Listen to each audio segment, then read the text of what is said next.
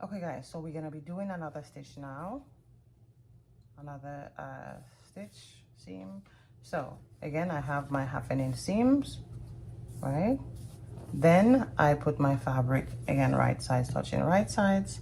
So this, what we're gonna be doing is an understitch. Okay, so we have our seams here.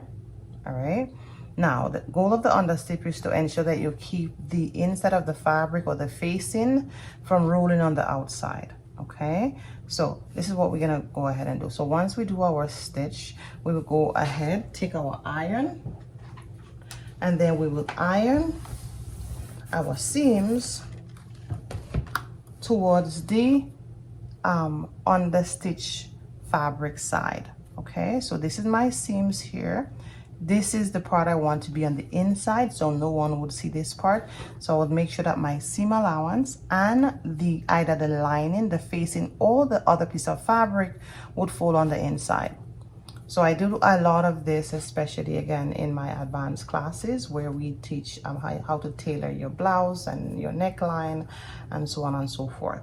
Okay, so you could definitely check out these classes that we offer as well. Okay, so let's go ahead and iron this. So that's the little secret here. Make sure that you iron the side that's supposed to be on the inside and the seam allowance together. Okay, and then we'll go ahead and do a stitch here. Now I would do a regular stitch. Usually you would do a 1/8 of an inch stitch, a very, very thin stitch. So it's something that you would actually practice. But for me, I will show you how I would make it easy for you to follow along to do this stitch. So let's get on the machine. Okay. All right. So again, my seam allowance and the fabric supposed to be on the inside, lining or facing, or just the main fabric have to be on the same side. So in this case, I put it on the right side. Okay.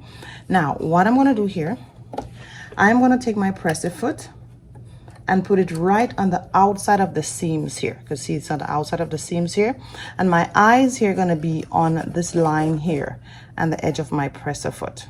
Okay, so that make it easier for you to do.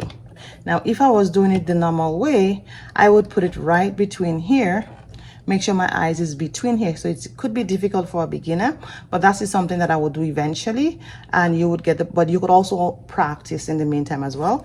But for this lesson, we're just gonna follow our guide here.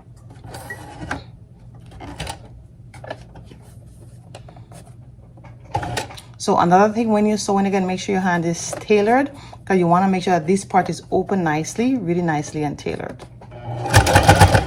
Do my back stitch.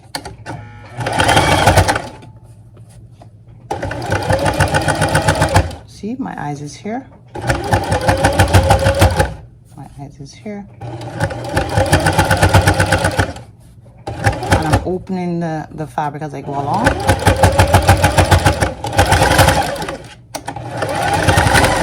And I'm done.